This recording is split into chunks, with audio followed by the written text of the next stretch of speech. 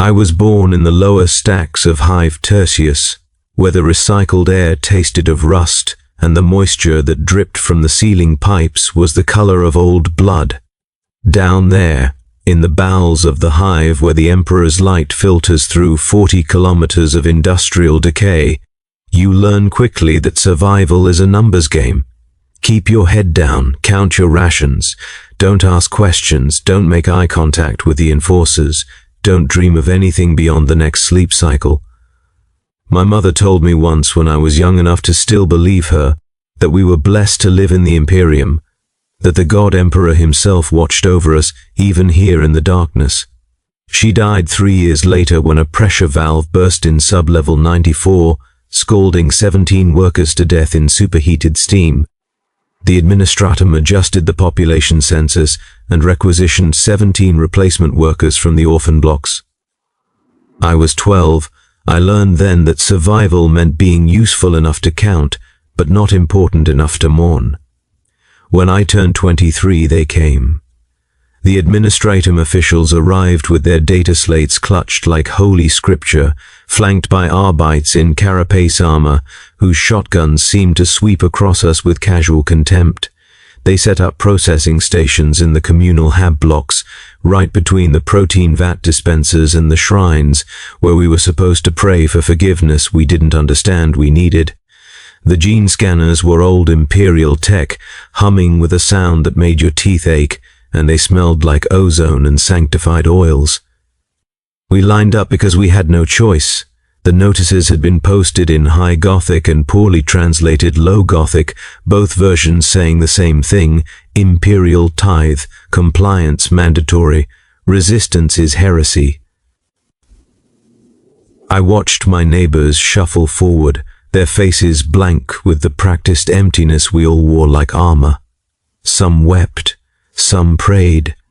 Most just stood there, waiting for the Imperium to decide their worth. When my turn came, a pale man in administratum robes that hadn't been washed in months took my wrist in fingers cold as augmetic steel. He pressed my hand against the gene scanner, and I felt the needles bite into my palm, drawing blood and tissue samples with mechanical precision. The machine whirred. Data scrolled across his data slate in script I couldn't read. I held my breath. "Acceptable," he said, his voice devoid of any emotion that might suggest he saw me as human. He stamped a form in triplicate, each impact of the seal like a judge's gavel. Tissue samples within acceptable parameters, no significant genetic deviation, loyalty oaths current and filed, physical conditioning adequate for labor assignment. I exhaled. Around me, others were being marked with red ink and dragged toward different processing stations. Red meant rejection. Red meant you weren't even worth keeping alive in the lower stacks. Red meant the corpse grinders, or the reclamation vats, or worse, whatever worse meant in a place where death was already a kindness. An enforcer grabbed my shoulder and shoved me toward a different line. This one ended at a branding station where a servitor waited, its face a mass of scar tissue and dead augmetic eyes, holding a pneumatic stamp heated to the color of molten iron. The woman ahead of me screamed when it pressed against her forehead. The smell of burning flesh made my stomach turn, but I didn't move. Couldn't move. When it was my turn, the servitor gripped my skull with hands that didn't know the meaning of gentleness, and pressed the stamp against my forehead. The pain was immediate, absolute, a white-hot star of agony that made my vision go black at the edges. I tasted copper, I tasted ash.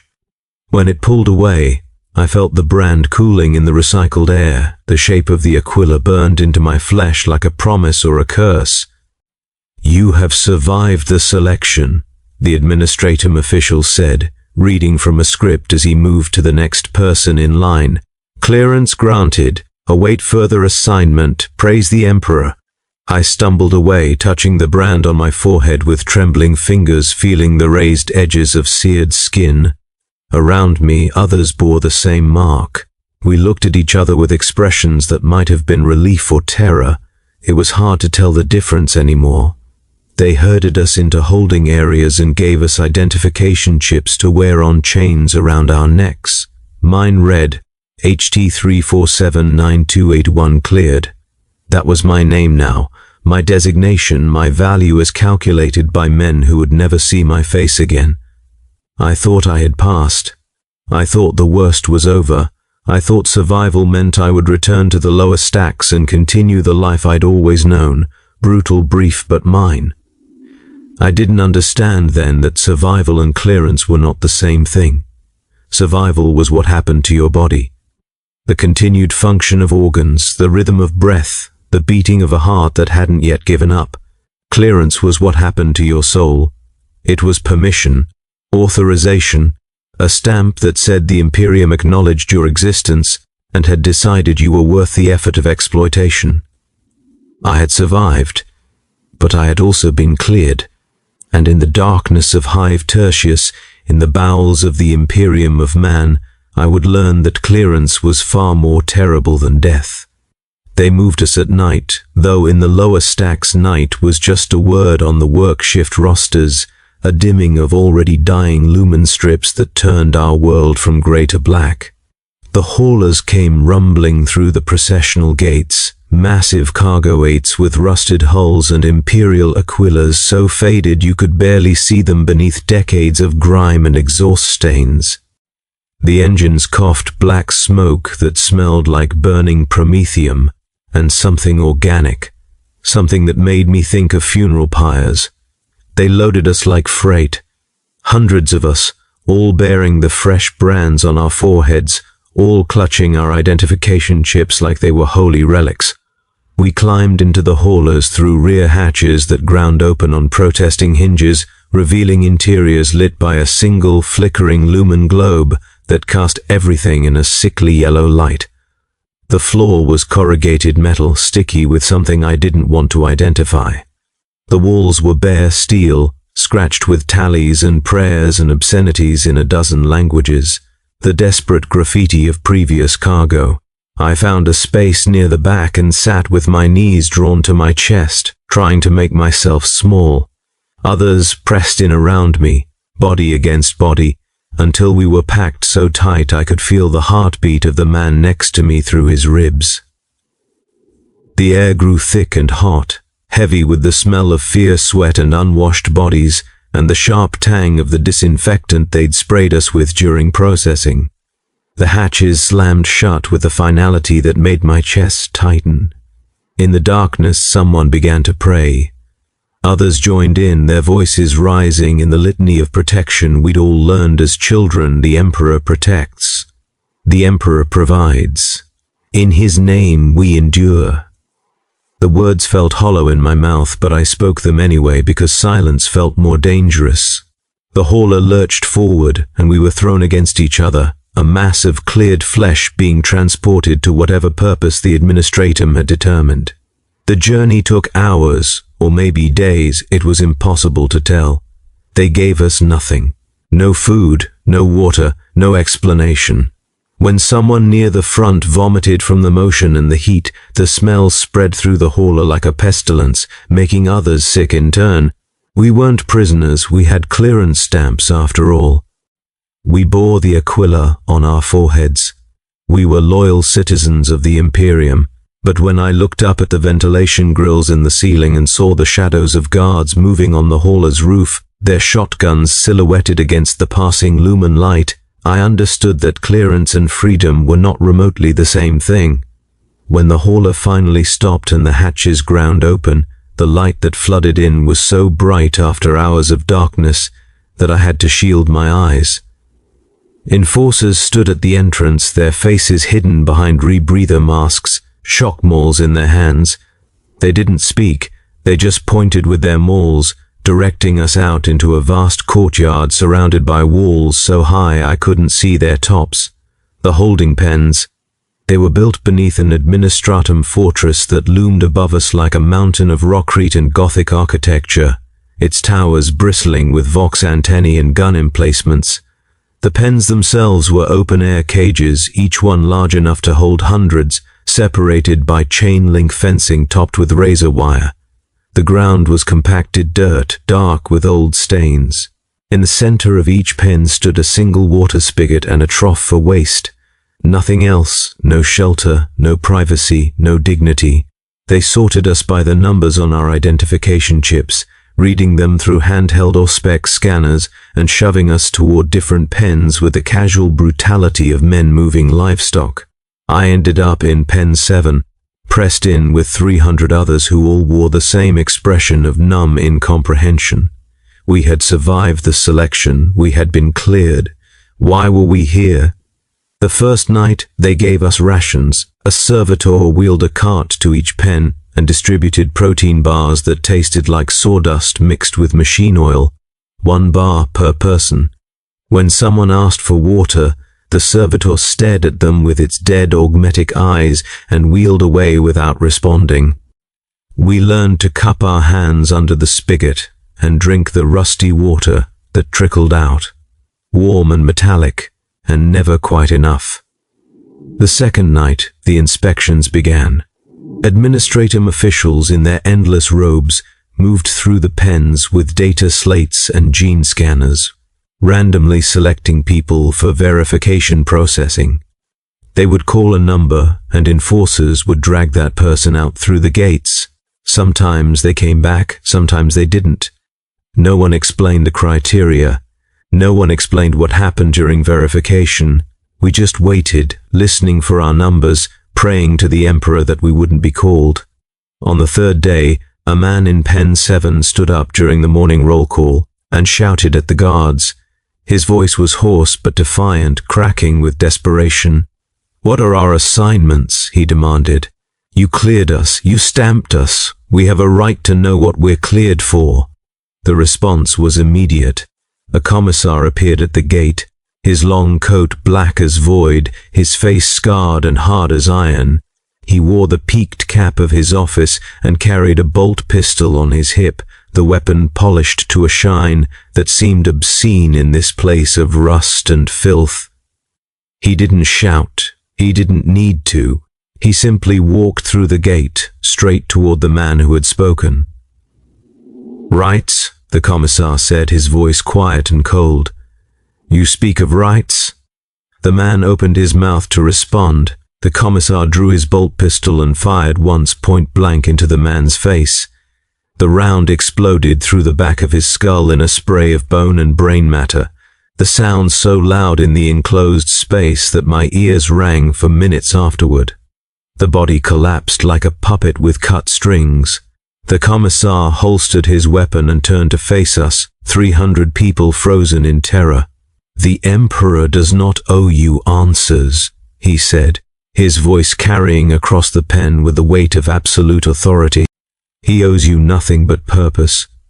You will be told what you need to know when you need to know it. Until then, you will wait, you will obey, you will serve. Any questions? Silence.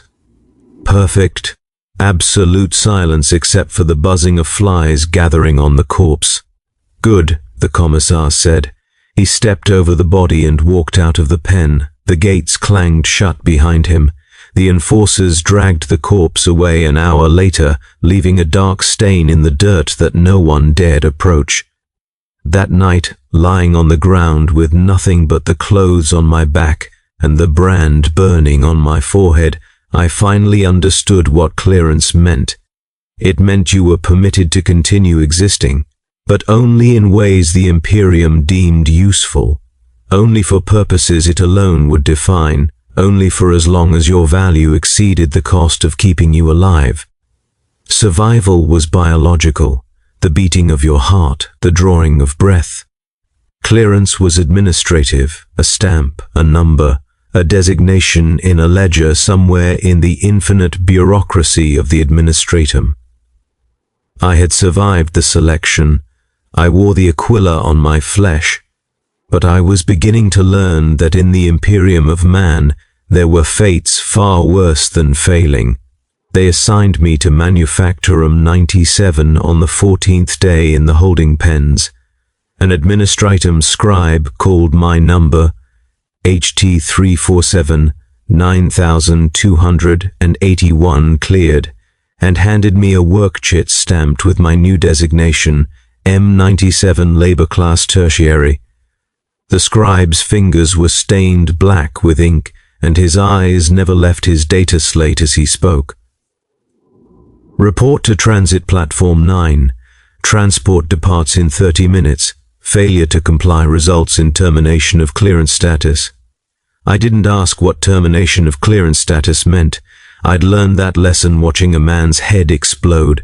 The transport was another hauler, smaller this time, carrying only 50 of us down into the bowels of Hive Tertius, down past the levels where people lived, down past the recycling plants and water reclamation stations, down into the industrial depths where the Hive's real work happened, where the Imperium extracted its value from human labor measured in blood and sweat and the slow grinding away of souls.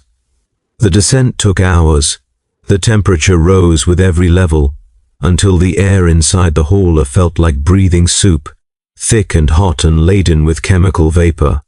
When the hatches finally opened, the smell hit me like a physical blow. Burning plastic, scorched metal, human waste, and something sweet and rotten that I would later learn was the smell of bodies left too long at their stations before being cleared away. Manufactorum 97 was a cathedral of suffering. The ceiling disappeared into darkness somewhere above, supported by columns of riveted steel wide as hab blocks. The floor stretched for kilometers in every direction, packed with assembly lines and stamping machines and conveyor systems that moved in an endless mechanical ballet. The noise was overwhelming, the shriek of metal on metal, the pneumatic hiss of presses, the grinding of gears, the screaming of sirens that marked shift changes. Lumen strips hung from chains, casting everything in a harsh white light that left no shadows, no mercy, no place to hide. And everywhere, the workers, thousands of them, tens of thousands, all wearing the same grey coveralls, all bearing the same brands on their foreheads, all moving with the mechanical precision of people who had learned that hesitation meant death. They stood at their stations like components in a vast machine, their hands moving in practiced motions, their faces blank with exhaustion that went beyond the physical into something spiritual. An overseer in oil-stained robes led me to my station, line 47, position 392. My job was simple, he explained in a voice rough from years of shouting over machinery. Component assembly for munitions production. Take the firing mechanism from the conveyor on your left. Insert the power cell from the bin at your feet. Seal the housing with the pneumatic press. Place completed unit on the conveyor to your right. Repeat. 16 hours per shift. 4 hours of sleep in the coffin bunks 1 level down. 1 nutritional paste packet per day, dispensed at the end of shift if quotas are met. Quota is 400 units per shift, he said, his augmetic eye whirring as it focused on me. Fall below quota 3 times and you're flagged for review. Fall below 5 times and you're reclassified, understand? I nodded. I didn't ask what reclassified meant. I was learning to stop asking questions. The overseer walked away and I was alone at my station, surrounded by thousands of others who were equally alone. The conveyor started moving. The components began arriving. I picked up the first firing mechanism and began to work. The first hour was manageable. My hands learned the motions, the muscle memory building with repetition. Take, insert, seal, place. Take, insert, seal, place. The rhythm was almost meditative, a way to disappear into the work and forget everything else. The second hour, my back began to ache from standing. There were no chairs, no breaks. Just the endless conveyor and the counter above my station ticking up with each completed unit. By the 4th hour, my fingers were cramping. By the 6th, they were bleeding where the sharp edges of the components had worn through my skin.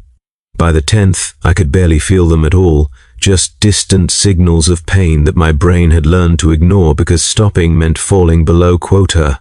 I watched the man 3 stations down collapse during hour 12. He simply fell, like a marionette with cut strings, crumpling to the floor while his station's conveyor continued moving, components piling up in an uncompleted heap. Alarms began to sound, productivity alerts, quota failures, efficiency warnings. A servitor appeared within minutes, its body a mass of augmetics and dead flesh, cables trailing from its torso like mechanical entrails. It grabbed the fallen man by the ankles and dragged him away, his head bouncing against the rockcrete floor. I don't know if he was dead or just unconscious. The servitor didn't seem to care about the distinction. An overseer appeared at the abandoned station, consulted his data slate, and announced to the workers nearby, position 389 quota, transferred to adjacent stations. Increase output by 17% to compensate. Any questions? No one asked questions. We just worked faster, our hands moving in a blur, the pain becoming irrelevant against the crushing weight of numbers that measured our worth. That night, though night was just another word on the work shift rosters, I stumbled to the coffin bunks in a daze of exhaustion. The bunks were exactly what they sounded like, metal boxes stacked 4 high and 3 deep, each one barely large enough to contain a human body, each one sealed with a sliding door that left you in absolute darkness. I crawled into mine and lay there in the dark, feeling the vibrations of the manufactorum through the metal beneath me, hearing the breathing of hundreds of others sealed in their own coffins all around me.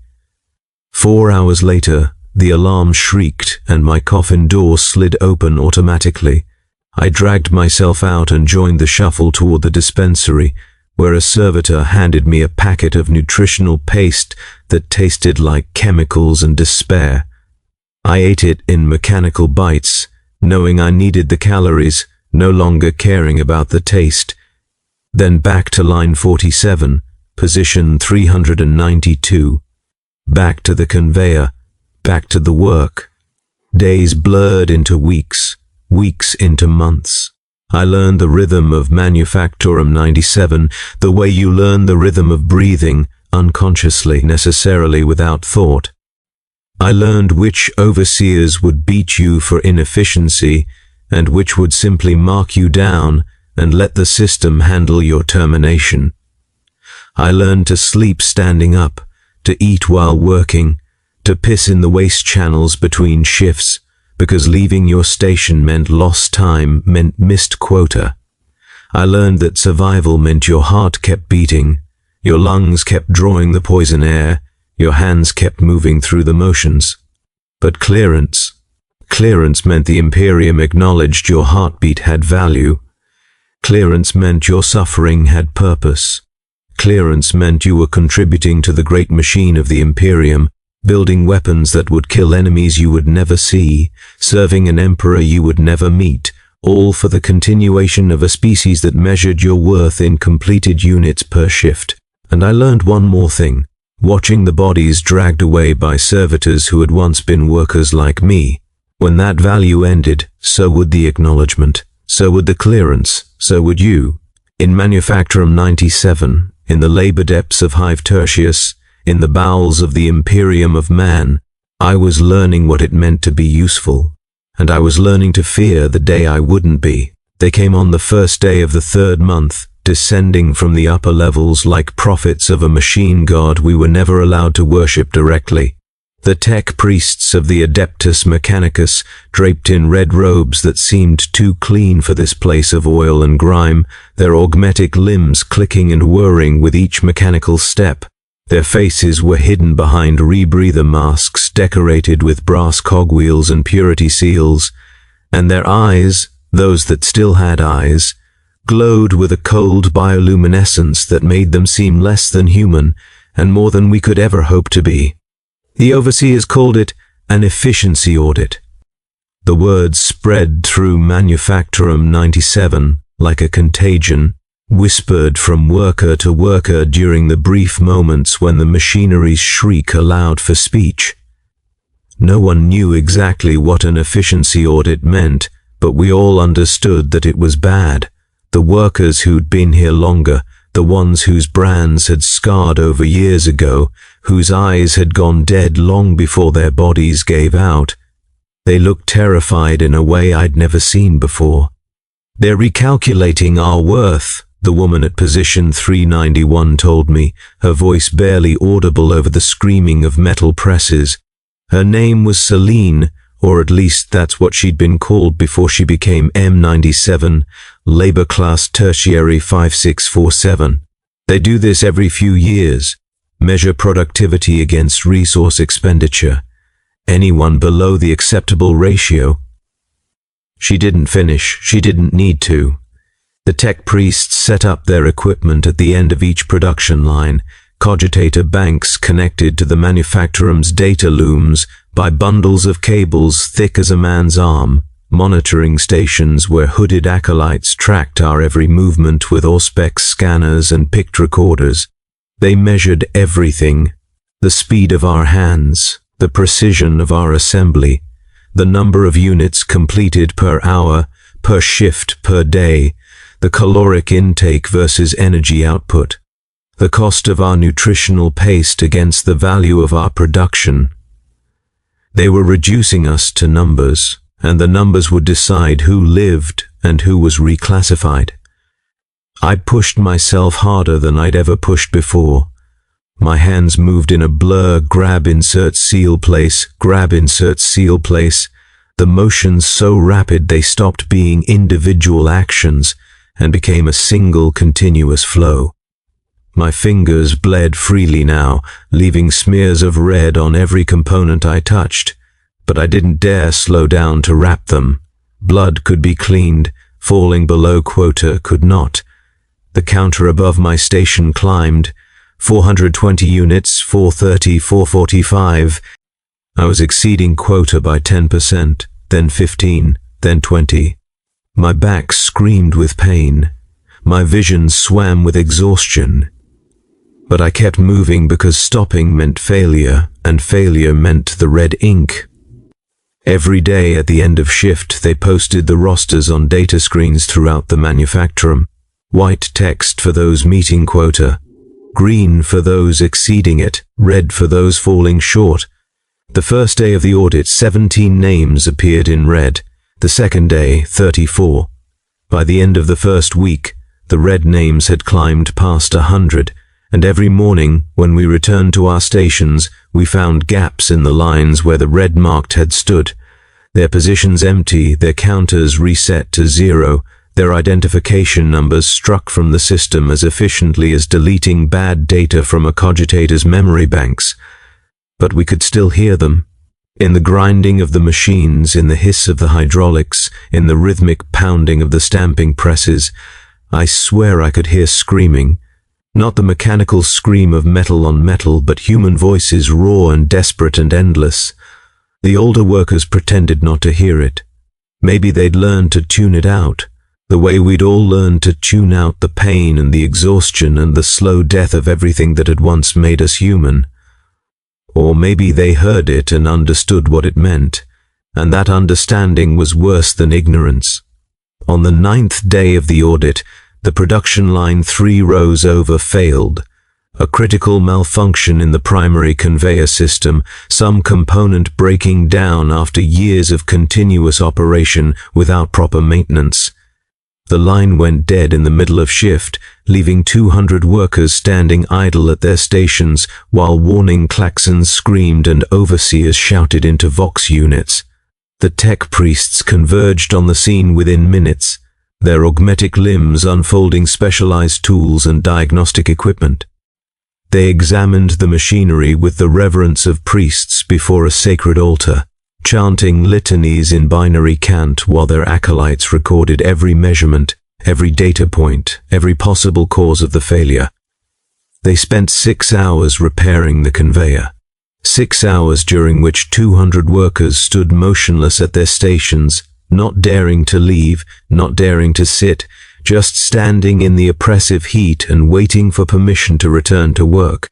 When the repairs were complete and the line resumed operation, I thought the crisis was over. I was wrong. The next morning, 12 names from that production line appeared in red on the rosters. Not because they had failed to meet quota, they couldn't, the line had been down, but because the tech priests had recalculated the cost-benefit analysis. The machinery had failed, resources had been expended on repairs, someone had to account for that loss, and it wouldn't be the machines, it would be the workers. I watched them being led away by enforcers, their faces pale with incomprehension. They had done nothing wrong. They had worked every shift, met every quota, bled just as much as the rest of us, but the numbers said they were inefficient, and the numbers were holy scripture to the Adeptus Mechanicus. The black transports came that evening, their rear hatches opening like the mouths of some great mechanical beast. The 12 red-marked workers were loaded inside along with dozens of others from different production lines, all of them bearing the same expression of numb horror. The hatches slammed shut. The transports rumbled away into the depths of the hive, heading for processing centers we were never told about, for purposes we were never meant to understand. Reclassified, the overseers said, updating their data slates with mechanical efficiency, reassigned to more suitable positions within the Imperium's workforce. Praise the Emperor for his infinite wisdom. But I had seen the servitors that cleaned our stations and maintained our equipment. I had seen their dead eyes and their augmetic limbs and the way their bodies moved with motions that were almost human but not quite. I had seen the fresh scars on some of them, the surgical incisions still pink and raw, the places where flesh had been carved away and replaced with metal and wire, and I had recognized faces, not clearly, never clearly enough to be certain, but sometimes in the flickering lumen light I would see the servitor that cleaned position 389, and I would remember Celine, the woman who had warned me about the audits. I would see the shape of her jaw beneath the augmetics. I would see the curve of her shoulder where the cables had been implanted, and I would hear screaming in the machines. The audit lasted 30 days. By the time it ended, 347 workers had been marked in red. 347 people had been loaded onto black transports and taken away. 347 names had been struck from the rosters and replaced with new ones, fresh bodies from the holding pens above, workers who didn't yet understand what clearance really meant. I had survived. My name remained in green, my productivity above acceptable parameters, my value calculated as greater than the cost of keeping me alive. But I had learned something that broke me in ways the physical labor never could. Clearance was not a shield, it was a measuring stick. And the Imperium measured constantly, remorselessly, with the cold precision of a machine that could not be reasoned with or begged for mercy. When that machine decided you cost more than you were worth, you ceased to be a person. You became raw materials, components, parts to be repurposed in service of the greater mechanism. I stood at line 47, position 392, my hands moving through the familiar motions, and I no longer prayed for survival. I prayed that when my turn came, when my productivity inevitably declined, when my body finally broke down, when the numbers turned against me, I prayed that they would kill me first, that they wouldn't make me one of the screaming things in the machines. But in the Imperium of man, prayers are rarely answered the way you hope. It started with coughing, dry, hacking sounds that echoed through the manufactorum during the brief moments between mechanical shrieks. At first, no one paid attention. We all coughed, our lungs scarred by years of breathing chemical-laden air, particulate matter from the grinding of metal, the toxic fumes that rose from the smelting vats 3 levels down. Coughing was as normal as bleeding fingers or aching backs, but this was different. The man at position 395 collapsed on the 3rd day, vomiting a thick black bile that spread across the rockcrete floor in a puddle that seemed to move on its own, glistening wetly under the lumen strips. He convulsed for 30 seconds, his body arching with each spasm, his mouth stretched wide in a silent scream. Then he went still, his eyes rolled back in his head, black veins spiderwebbing across his face like cracks in porcelain. The overseers appeared immediately, their rebreathers already in place.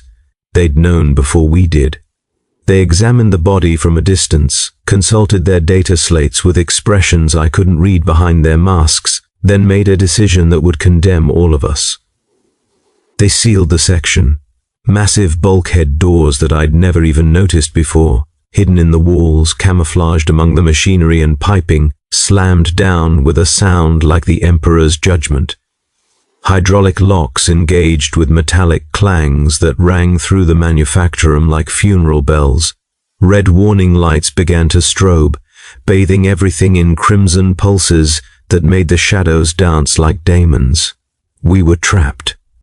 All 7,000 of us in Section 97 Delta, sealed behind walls of reinforced steel thick enough to withstand artillery bombardment. And then the Voxcasters crackled to life, broadcasting a message that played on repeat, the words distorted and metallic but perfectly clear: quarantine protocols enacted, contamination detected, medical intervention denied, continue standard operations, the Emperor protects. Medical intervention denied. Those 3 words hung in the air like a death sentence. They weren't going to help us. They weren't going to evacuate us. They weren't going to provide medicine or treatment or even basic sanitation supplies. They were going to seal us in this tomb of steel and machinery and wait to see who survived. The Red Pox, that's what the older workers called it. Their voices hushed with a terror I'd never heard before. Some kind of plague from the underhive, they said, crawling up through the ventilation systems from the waste reclamation levels where the air itself was poison. A gift from the ruinous powers, whispered the most desperate, though speaking such words was heresy punishable by death. Not that death wouldn't come anyway. By the end of the first week, 200 were dead. By the end of the second, that number had doubled. The bodies piled up in the corners of the manufactorum because the servitors that normally cleared corpses couldn't enter the sealed section. The stench became unbearable, rotting flesh mixed with the black bile that seemed to pour endlessly from the infected, creating pools of corruption that spread across the floor like oil slicks. The conveyors kept moving. The quotas remained unchanged. The counters above our stations continued their remorseless ticking, measuring our productivity even as we died. I watched friends succumb to the pox. The man at position 390, who had shared his nutritional paste with me when I'd been too sick to reach the dispensary.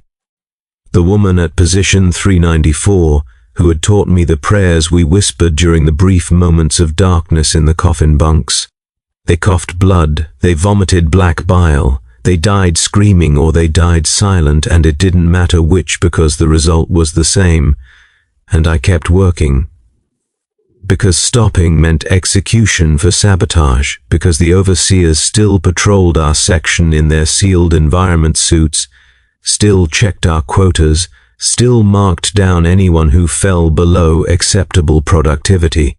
Because clearance didn't mean protection, it just meant we were valuable enough to force into continued service until we literally couldn't continue. The pox came for me on the 16th day. I felt it first as a tickle in my throat during the morning shift, a sensation I tried to ignore, tried to blame on the usual chemical irritation, but by afternoon I was coughing, deep, wet coughs that brought up flecks of blood. By evening my vision was swimming, fever burning through me like promethium set alight. I kept working. My hands shook as I grabbed components from the conveyor. I fumbled assemblies, dropped power cells, had to repeat motions 2 or 3 times to get them right. My counter slowed 380 units by the end of shift instead of my usual 450. Below quota, but not flagged yet. Not yet. That night in the coffin bunk, I lay in darkness and felt the fever consuming me from the inside out. My body shook with chills despite the oppressive heat. My throat felt like I'd swallowed broken glass. I coughed until I tasted copper, until I felt something thick and warm spilling from my mouth, and in the absolute darkness of that metal box I couldn't tell if it was blood or bile or both. I prayed to the Emperor. Not the formal prayers we'd been taught, the liturgies and catechisms that praised his glory and promised salvation for the faithful. I prayed with the desperate honesty of a dying animal. Please, please let me live. Please let this pass. I'll work harder. I'll be useful. I'll be worth the cost. Just please don't let me die here, alone, in a box in the dark." The Emperor did not answer, but my body did. For 3 days I existed in a grey space between life and death. I worked my shifts in a delirium, barely conscious of what my hands were doing, operating on pure muscle memory while my mind wandered through fever dreams of vast machines and screaming servitors and oceans of black bile that stretched to the horizon. I coughed constantly, my lungs burning, my throat raw, but somehow the black bile never came. My counter dropped, 340 units, 310, 295. I was flagged for review. An overseer appeared at my station, his environment suit making him look like some insectoid monster, and consulted his data slate with mechanical precision. "Productivity decline noted," he said, his voice distorted through the rebreather. "Contributing factor, biological contamination, acceptable variance under quarantine conditions, continue operations." He walked away. I kept working, and slowly, impossibly, I began to recover. The fever broke on the 4th day. The coughing eased on the 5th. By the 6th day, I could think clearly again, could work without fumbling, could meet quota even if I couldn't exceed it. I had survived, but 40 others in my immediate work area had not. I watched them die at their stations, collapsing over their conveyors while components piled up around them. I watched the overseers record their deaths with the same efficiency they recorded machine failures. Data points to be entered, losses to be calculated, quotas to be redistributed among the survivors. When someone at position 398 died mid-shift, vomiting black bile across her assembly, the overseer appeared within minutes. He consulted his data slate, then announced to those of us nearby, "Position 398 quota transferred. All adjacent workers increase output by 8%. Any questions?" We didn't ask questions. We just worked faster, our hands moving through motions we could perform in our sleep, assembling weapons over the corpses of our friends. The quarantine lasted 43 days. When they finally opened the bulkhead doors, only 4,200 of us remained alive, out of the original 7,000. Nearly 3,000 corpses lay rotting throughout Section 97 Delta, many of them still at their stations, their hands frozen in the last motions they'd ever make. Servitors in hazmat protocols entered to clear the bodies. Administratum officials in environment suits conducted surveys, updating their population records with mechanical efficiency. Medical personnel in sealed suits took tissue samples from the survivors, presumably to study how we'd endured what should have killed us all. No one apologized for sealing us in. No one acknowledged the deaths. No one redistributed the rations of the deceased or reassigned their bunks to ease the overcrowding in other sections. The administratum simply adjusted its numbers, recalculated productivity per worker now that there were fewer of us, increased our quotas to compensate for the lost labor force, told us that overall production had declined by only 6%, acceptable losses within statistical variance. An official read from a prepared statement, his voice echoing through the voxcasters: "Quarantine protocols successful, contamination contained, survival rate within acceptable parameters, biological clearance granted to remaining personnel, resume standard operations, praise the Emperor." I stood at line 47, position 392, looking at the empty stations around me, 40 gaps where people had stood just weeks ago, people whose names I'd known, whose faces I'd seen every day, whose quiet prayers I'd heard in the darkness of the coffin bunks. And I finally understood the full horror of what clearance meant. It didn't mean the Imperium would protect you. It didn't mean they valued your life. It didn't even mean they considered you human in any meaningful sense. Clearance meant you had permission to continue existing, but only if you could manage it on your own. only if your body was strong enough or lucky enough or stubborn enough to survive, only if your value remained greater than your cost, even when that cost included disease, starvation, and despair. Survival was biological chance, the genetic lottery that determined whether the pox killed you or passed you by. But clearance was earned through continued service, through bleeding at your station, through working while you died, through proving again and again that you were worth the air you breathed and the space you occupied. I had survived the red pox. I bore my clearance stamp. I returned to my work, my hands moving through familiar motions, my counter ticking upward, my productivity slowly returning to acceptable levels. But something inside me had died in that sealed tomb of steel and disease. The part that had still believed clearance meant something, the part that had thought the Imperium cared, even minimally, about the people who built its weapons and fed its war machine. That part was gone, rotted away like the corpses that had lain for weeks in pools of black bile. All that remained was the animal instinct to survive, and the growing certainty that survival in the end would not be enough. They came for us 6 months after the quarantine ended, marching into Manufactorum 97 with the rhythmic precision of a war machine that knew no mercy and accepted no excuses.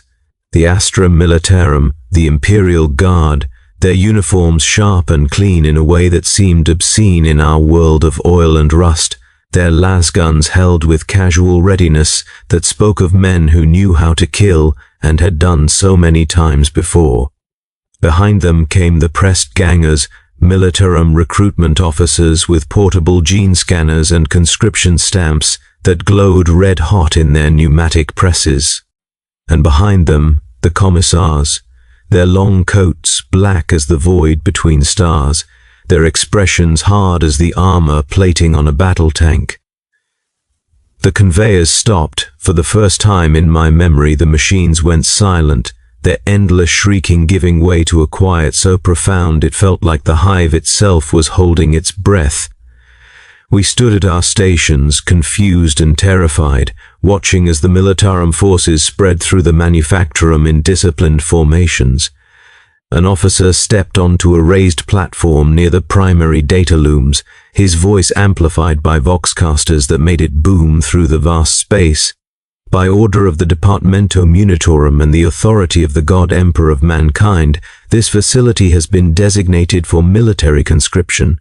All personnel bearing labor class clearance are hereby subject to immediate evaluation for frontline service. This is not a request. This is an imperial tithe. Compliance is mandatory. Resistance is heresy. The words hit me like a physical blow. Conscription, frontline service.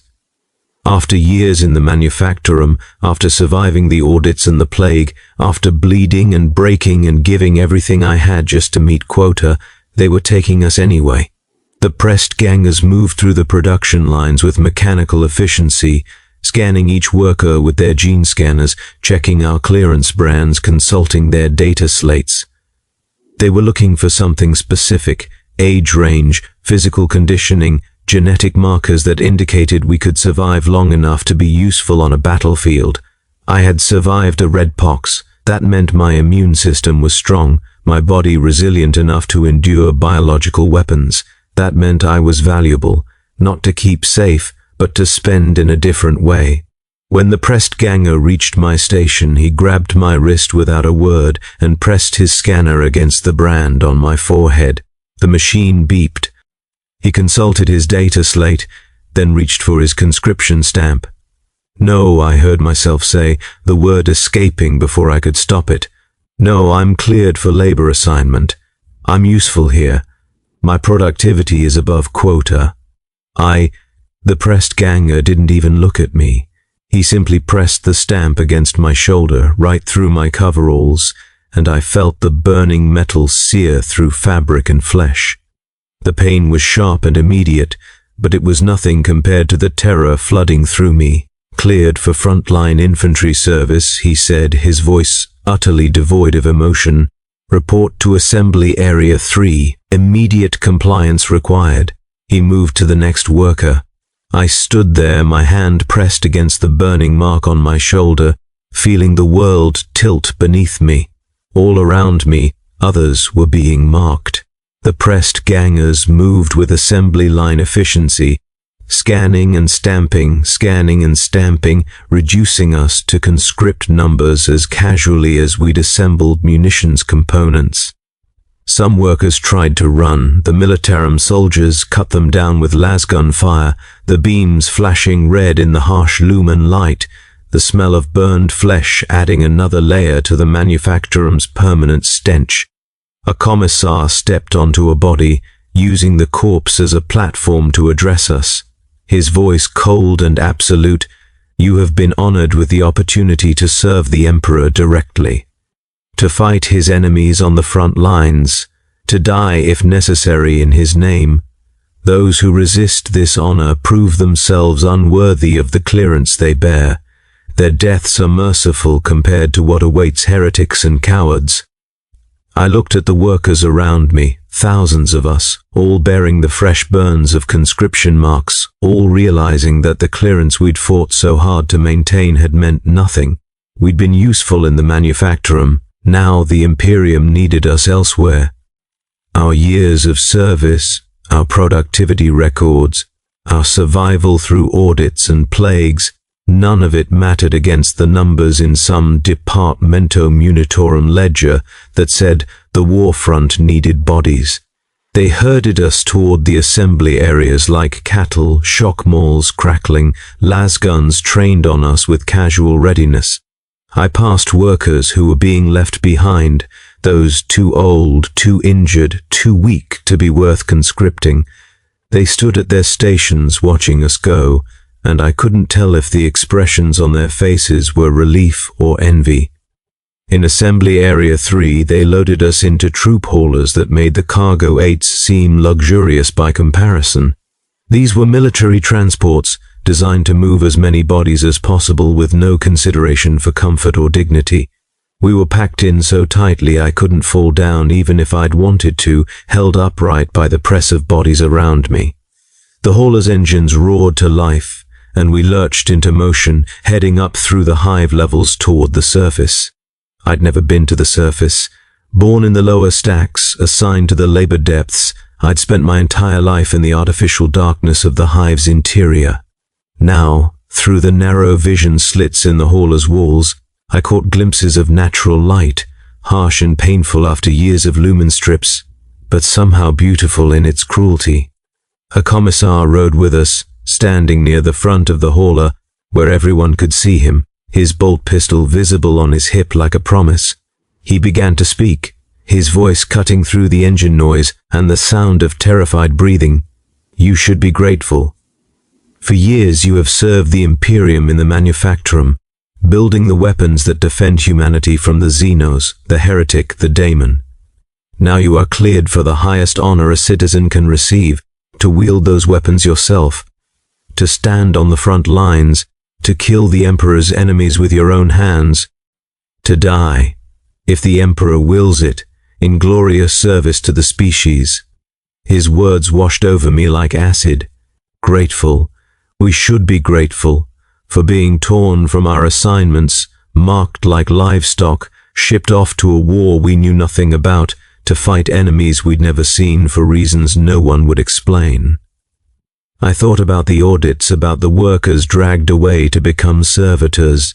I thought about the plague, about being sealed in to die, while the Imperium watched and calculated acceptable losses. I thought about every moment of the last years, when I'd believed that if I just worked hard enough, bled enough, endured enough, my clearance would protect me. And I finally understood, survival was just the space between uses. I had survived the manufacturum, so the Imperium had used me there. I had survived the plague, so they'd kept using me. Now they would use me on a battlefield, spend my life like ammunition in a war that would continue long after I was dead and forgotten. Clearance wasn't protection, it was inventory management. The Imperium deciding what to use you for next, how to extract the maximum value from your body before it broke down completely. The transport climbed for hours, rising through the hive toward the spaceport.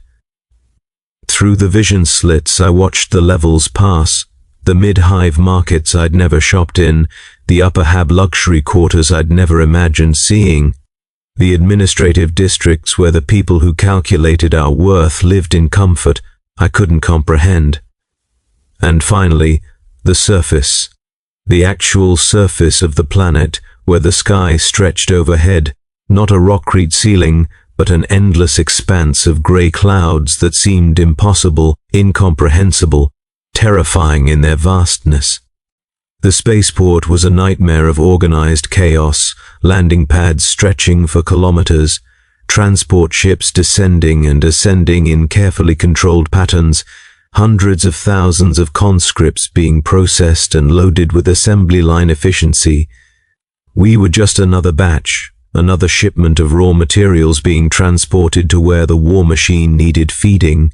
They marched us up loading ramps into the belly of a troop transport ship, and I got one last look at the hive, at Hive Tertius, the only home I'd ever known. It rose into the clouds like a mountain built by madmen, its sides studded with gun emplacements and void shields, its upper spires disappearing into the grey sky. Somewhere in its depths, Manufactorum 97 continued its operations. The conveyors were moving again, new workers filling the positions we'd left behind, the quotas adjusted to account for our absence. The Imperium's machine ground on, indifferent to individuals, caring only for production numbers and efficiency ratings. The loading ramp closed, the ship's engines ignited, and as we lifted away from the only world I'd ever known, heading toward a war zone whose location they wouldn't tell us, I made myself a promise I would survive this. Not because I had hope, not because I believed in the Emperor or the Imperium or the righteousness of whatever war we were being sent to fight, but because dying quickly would be too easy. Because if I was going to be used, consumed, spent like a last round in a rifle, I would at least bear witness to what that meant. I would survive long enough to understand the full horror of what the Imperium did to its people, and then, only then, would I allow myself to die. The Emperor did not grant that prayer either. He had something worse in mind. The world they sent us to die on had no name, not one they told us anyway. The Militarum officers called it Operational Theater Sigma 947, reducing an entire planet to a designation number, the same way they'd reduced us to conscript codes. Mine was IGS 947 Third Wave 74829. That's what I was now, not a person, not even a worker, just a number in a wave, a statistic waiting to happen. The drop was nightmare made manifest. They packed us into bulk landers, massive rust-streaked ships designed to carry thousands of soldiers from orbit to surface in a single screaming descent. There were no seats, no harnesses, no safety measures beyond the prayer strips pasted to the walls, and the commissars standing at intervals with their bolt pistols drawn. We stood crushed together in the cargo holds, breathing recycled air that tasted like fear and promethium, listening to the hull groan and shriek as we hit the upper atmosphere. The ship shook like a wounded animal. Soldiers vomited. Some prayed. Others just stood in silent terror, their eyes wide and empty, already dead inside before we'd even reached the ground. The commissars watched us with expressions of contempt and calculation, identifying the ones who wouldn't make it, the ones who would break and run when the ramp dropped. A man near me couldn't have been more than 17, his conscription brand still raw and weeping, started screaming, just opened his mouth and screamed, high and continuous, the sound cutting through even the roar of atmospheric entry. A commissar moved toward him with mechanical precision, drawing his bolt pistol. "Control yourself, soldier," the commissar said, his voice flat, "or I will grant you the Emperor's peace." The boy kept screaming. The commissar fired once.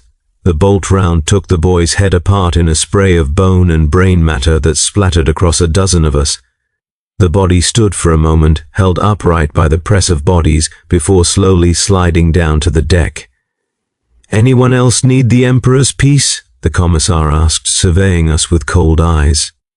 No one answered. No one made a sound. We just stood there, covered in a dead boy's blood, and waited to die. The landing was violent, retro thrusters firing, the ship slamming into the ground hard enough to break ankles and crack ribs. The loading ramps dropped before we'd even stopped moving, and harsh white light flooded in along with the sound of war. Artillery.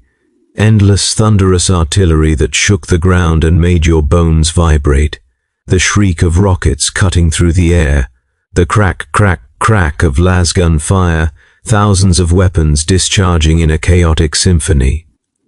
And underneath it all, a deep rumbling that I would later learn was the sound of armor. Tanks and war machines grinding across a landscape already reduced to mud and craters. "Move, move, move!" The commissars were screaming now, shock malls crackling, driving us down the ramps and out into hell. The battlefield was everything the manufactorum had never been, vast and open and utterly without shelter.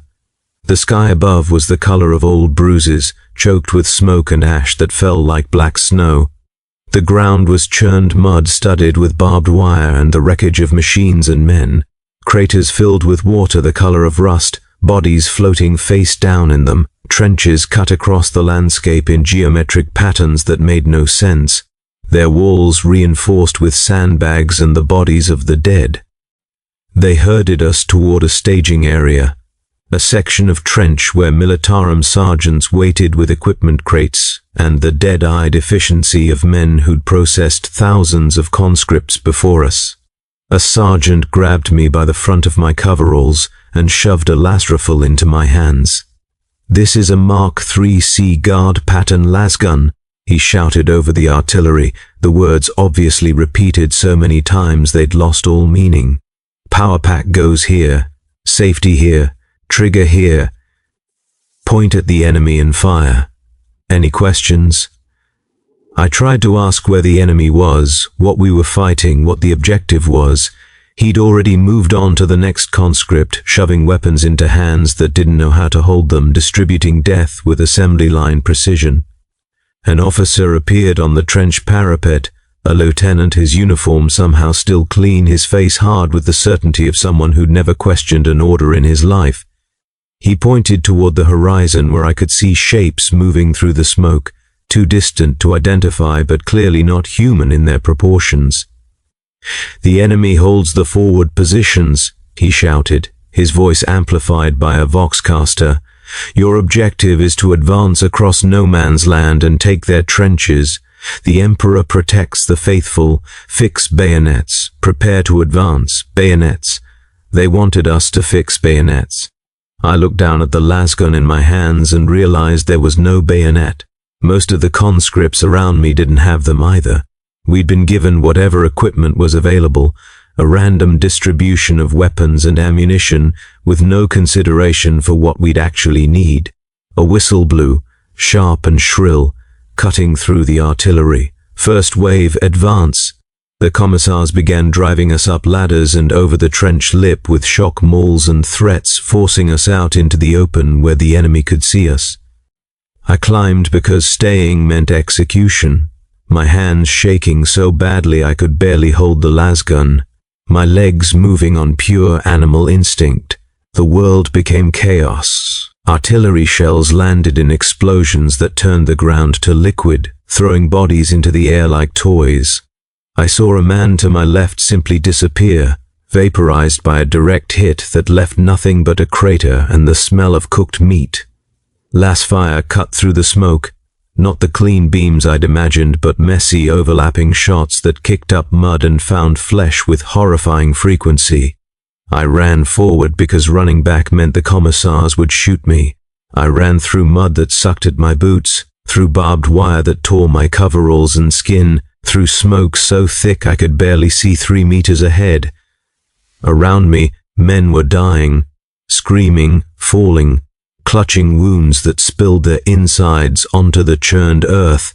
A shell landed close enough to throw me off my feet, and I found myself face down in a crater half filled with water and bodies. I couldn't hear anything but ringing, couldn't think, could only lie there gasping, tasting mud and blood and chemicals. A hand grabbed my collar and hauled me up, a sergeant, his face a mask of fury. "On your feet, conscript! You advance or you die. Those are your only choices." I stumbled forward. The crater wall exploded behind me, taking the sergeant with it. I kept moving because stopping was death. The first wave lasted 17 minutes. I know because later the officers would tell us with pride how quickly we'd advanced. 17 minutes across 300 meters of killing ground. Of the 2,000 conscripts in the first wave, 300 reached the enemy trenches. I was not one of them. I'd stumbled, my foot catching in barbed wire, and I'd fallen just as a wall of fire swept across the battlefield. Enemy weapons I didn't understand, couldn't comprehend, that turned everything they touched to ash and screaming. I'd lain in the mud, tangled in wire, while the wave moved on without me. The second wave came 30 minutes later. I heard the whistles blow and watched them come over the trench lip. Another 2,000 conscripts, fresh and terrified, running toward the same death we'd run toward. They flowed around me like a river around a stone, and I lay there, paralyzed, watching them die. The third wave came an hour after that. This time a commissar found me still tangled in the wire. He grabbed me by the throat and hauled me to my feet with strength that seemed superhuman. "Survival is not the goal," he snarled, his face inches from mine, his breath hot and reeking of glow sticks. "Clearance to continue the assault is earned by valor or blood. You will advance. You will kill the Emperor's enemies, or you will die trying. Do you understand?" I nodded because I couldn't speak, couldn't breathe with his hand around my throat. He released me and shoved me toward the advancing wave. "Then move." I moved, not because I was brave, not because I believed in the Emperor or the mission or anything beyond the immediate moment. I moved because the terror of the commissar was more immediate than the terror of the battlefield, and my animal brain chose the threat that was farther away. The third wave made it to the enemy trenches. I made it to the enemy trenches. Not through skill or courage, but through blind, stumbling luck, through being in the spaces where the enemy fire wasn't, through falling when others charged, through cowardice disguised as survival instinct. The enemy positions were a nightmare of alien architecture and human corpses. I won't describe what we found there. I can't. Some things once witnessed resist translation into words, but I fired my lasgun until the power pack died. I clubbed things with the rifle stock when there was no more ammunition. I killed and killed and killed, and felt nothing because feeling anything would have shattered me completely. When it was over, when the enemy had been driven from their trenches or killed or whatever had happened in the chaos, I sat in the mud among the bodies and realized I was covered in blood that wasn't mine. My hands shook uncontrollably. My vision kept going gray at the edges. I couldn't remember the last 5 minutes, the last hour, couldn't piece together what had happened between advancing and now. A sergeant appeared, counted the survivors and announced with satisfaction, "Objective secured, acceptable casualties, regroup for the next assault." Next assault. The words didn't make sense. Surely we were done, surely we'd earned rest, relief, something.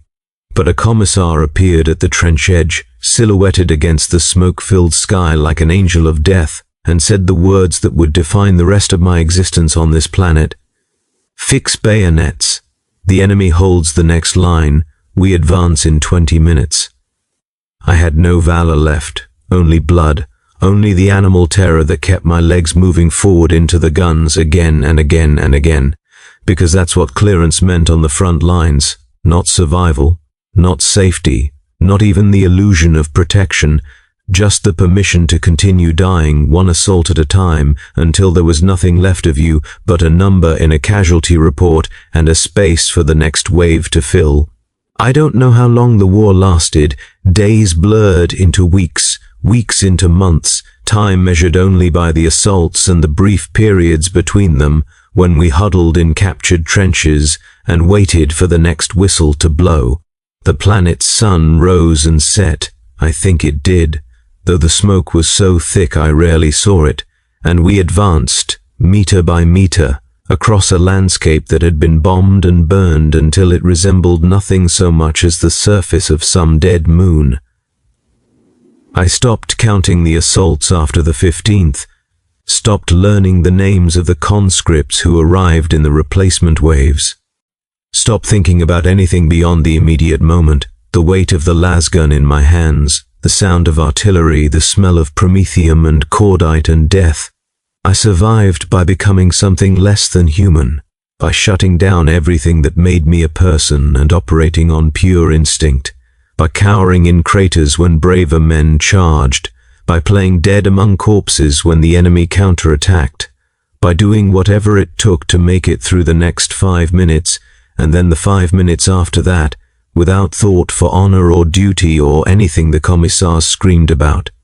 I was a coward. I knew it. Everyone knew it.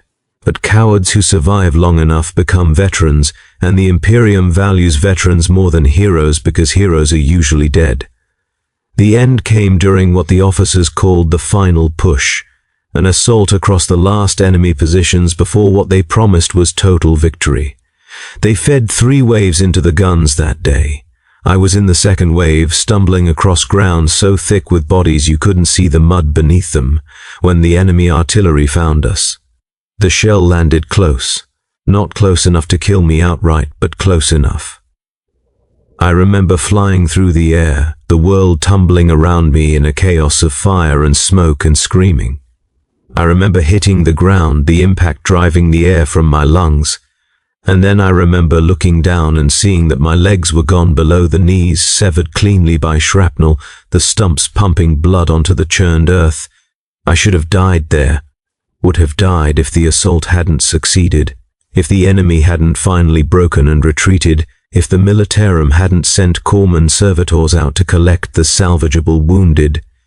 They loaded me onto a transport with dozens of others, men missing limbs, men with their faces burned away, men whose screaming had gone on so long they'd lost their voices and just made wet gasping sounds. We were driven back behind the lines, through captured territory, to a field hospital that had been set up in the ruins of some alien structure we'd taken weeks ago. The field hospital was exactly what the name implied, a field covered with rows of wounded, with medical servitors and exhausted medics moving between them with the efficiency of people who'd processed thousands of casualties and would process thousands more.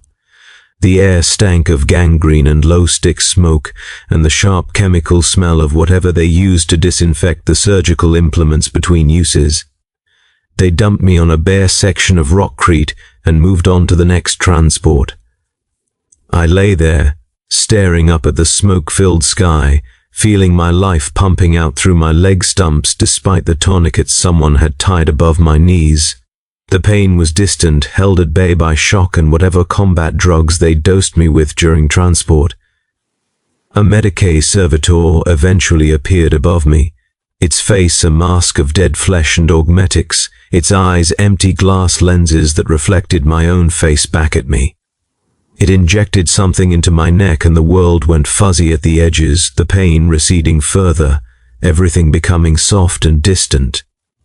When I woke, I was on a surgical table in a tent that flapped in the wind, surrounded by the sounds of bone saws and screaming and the wet mechanical breathing of servitors going about their work. My leg stumps had been cauterized, the flesh sealed with lace cutters, the bones capped with metal plates that would serve as mounting points if they decided I was worth augmetic limbs. A different Medicae servitor hovered over me, checking vital signs with instruments that clicked and whirred. Behind it I could see other tables, other bodies being processed with assembly line efficiency. Some were being patched up and sent back to their units. Others were being disassembled, their useful organs harvested, their bodies reduced to component parts. I lay there for hours, or days, time had lost all meaning, in a haze of pain medication and fever dreams. My lungs burned with every breath.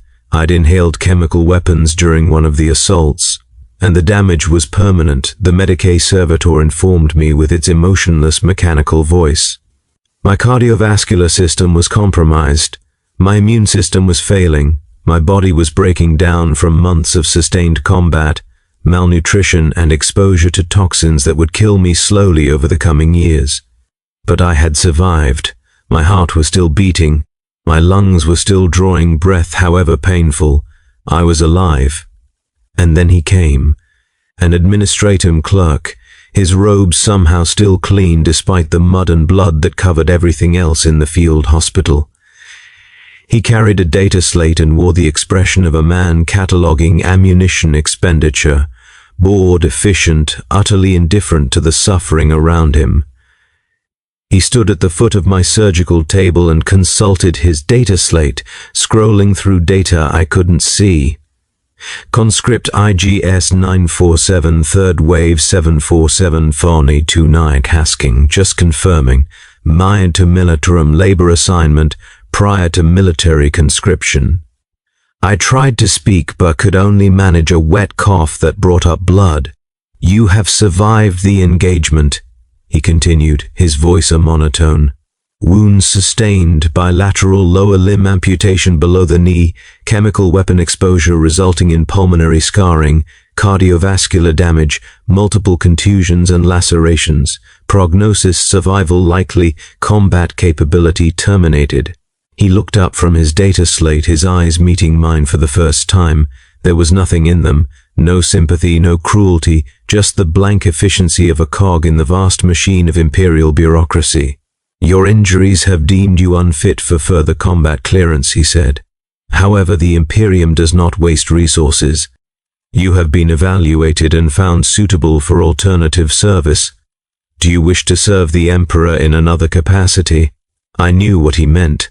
I'd seen them in the manufactorum, the servitors with their dead eyes and augmetic limbs, their bodies more machine than flesh, their minds reduced to simple programming that allowed them to perform basic tasks without complaint or resistance or thought.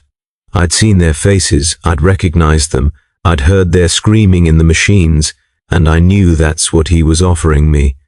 Not offering, that implied choice. He was informing me, processing me, reducing me to another number in another ledger, another resource to be allocated where the Imperium deemed it most efficient. My mouth opened. I was going to scream, going to refuse, going to beg for death, for the Emperor's mercy, for anything but that fate. But the words that came out were different. I serve. 2 words, simple, automatic, conditioned into me through years of liturgies and catechisms and the endless grinding pressure of imperial indoctrination. 2 words that sealed my fate more completely than any wound could. The clerk made a notation on his data slate. Conversion approved. Transfer to Mechanicus facilities authorized. Praise the Emperor. He walked away. I lay there staring up at the tent ceiling, feeling the weight of what I just said crushing down on me like the full mass of the hive itself. I wanted to take it back. Wanted to scream that I'd changed my mind, that I'd rather die, that I didn't want to be one of the things in the machines. But Medicae servitors were already appearing around my table, their augmetic limbs unfolding with mechanical precision, their needles filled with sedatives that would make me compliant for the journey to the conversion facilities. And in that moment, lying on a surgical table in a field hospital on a world I'd never learned the name of, I finally understood. Survival was this, a body that hadn't stopped yet, a heart still beating, lungs still drawing breath, the biological continuation of flesh that didn't know when to give up. Clearance was this, the Imperium deciding you were still worth the effort of conversion, worth the resources to transform from broken soldier into servitor, worth keeping alive, not for your sake, but for theirs, because even your screams could be repurposed, your flesh reused, your broken body pressed back into service. There was no difference between survival and clearance. There never had been. There was only service. Service in the manufactorum, bleeding at assembly lines until the audits found you wanting, or plague found you weak, or conscription found you useful elsewhere. Service on the battlefield, dying in waves until shrapnel or las fire or chemical weapons reduced you to salvage. Service as a servitor, your mind hollowed out and replaced with programming, your body augmented with the machines you'd once built, your existence reduced to the endless repetition of tasks you couldn't refuse or question or escape. Service and service and service, until even your screams were repurposed into hymns of obedience. The sedatives took hold, and I felt myself drifting away, consciousness fading into chemical darkness. My last thought before the void claimed me was not a prayer or a curse or a cry for help. It was a calculation. I had learned the difference between survival and clearance. Survival was the body's refusal to stop. Clearance was the Imperium's permission to continue. And in the God Emperor's domain, neither one meant you were human anymore. Neither one meant you were free. Neither one meant anything except that you would serve, in whatever capacity they deemed fit, for as long as your flesh held together and your augmetics didn't fail. I had survived the hive. I had survived the manufactorum. I had survived the plague and the audits and the battlefield. And my reward for survival was this: to continue serving, stripped of everything that made me a person, reduced to a component in the vast machine of the Imperium. The Medicae servitors lifted my table and began wheeling me toward the conversion facilities. Through the tent flap, I caught a last glimpse of the sky, still choked with smoke, still the color of old bruises, still empty of any light or hope or mercy. The Emperor protects, they'd told us, but I'd learned the truth. The Emperor uses, and when you're used up, he uses what's left, and when there's nothing left to use, he forgets you ever existed and moves on to the next number in the endless ledger of human suffering that powers his eternal Imperium. I serve, I'd said, and I would serve, forever, until the machines stopped screaming, until the flesh rotted away from the augmetics, until nothing remained but rust and oil and the fading echo of what had once been human. I serve.